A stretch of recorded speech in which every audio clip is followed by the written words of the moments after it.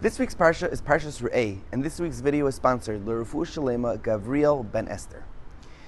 Last week I was in Poland and I went to visit the kever of the Rebbe Elimelech Milozhensk. And as I was davening by the kever, I saw his sefer sitting there, the Sefer Noam Elimelech. And I looked inside to this week's Parsha to see if I could find a good vart to say over to the Olam. And I saw a beautiful vart on the second pasuk. First pasuk says, "See, I am placing before you today a blessing and a curse." The second pasuk says, "Es habracha asher tishmun." The bracha, the blessings will come if you listen. And the next pasuk says, "Es haklala im lo yisishmu." The klalas, the curses will come from not listening. Says the Rebbe Melech, a beautiful mashal. He says, let's say, for example, you had someone who, Rachmana litzlan, had cancer, he had a very, very strong sickness that he now recovered from, and he's in remission. He's feeling better, it's a few years already, but every time there's a certain ache or a pain in his body, he always reverts back to that time and says, "Oi, maybe the sickness is coming back." And he starts to worry, maybe there's something he did wrong, maybe he didn't take care of his body properly. Or let's say someone who had a heart attack, and his doctor said you have to be very careful about not gaining weight. Everything he eats or looks at is always going to be worrying. He doesn't want to go back to that time where he was in sakana, he was in danger. He's going to be careful about what he takes into his body. So too says Reb Melech that we have to do the same thing with our spiritual self.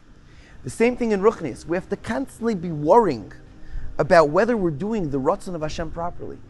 Are we making brachas properly? Do we daven with kavanah? Are we on time to minyan? Are we learning enough every day? Every single thing we do, every action that we take, every mitzvah that we do. Did I smile at this person? Did I say hello to this? Did I say good Shabbos? Try to be, whether it's ben adam l'chaver, ben adam l'makam, try to be as careful as possible in paying attention to detail of what does Hashem want from me. Maybe I didn't do this right. Did I say Alamichya? Always try to be thinking, what can I do better? Is this what Hashem wants from me? We have to constantly be worrying about our spiritual self to make sure that we're doing what Hashem wants from us. Am I really doing His will as an Eved Hashem? Are we really serving our Creator properly? That's what we have to keep in mind.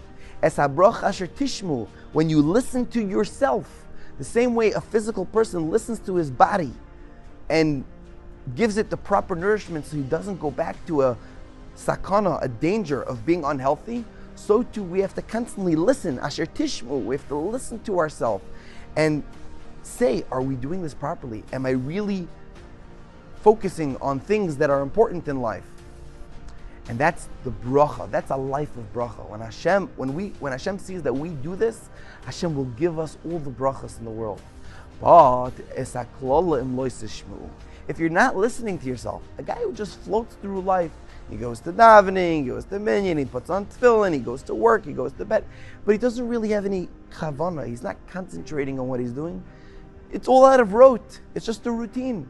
He shakes the lulav and esrog, he eats matzah on Pesach, he lights Hanukkah candles, but he doesn't think about it. He just does it because that's what everyone's doing and that's what he was told to do.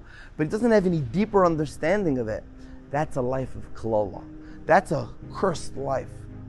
We have to always be wanting to strive higher and higher towards HaKadosh Baruch Hu and be focusing on every single action we do. We should try to be in tune to be doing the Ratzon Hashem, and with that schus, HaKadosh Baruch Hu will give us all a life of bracha.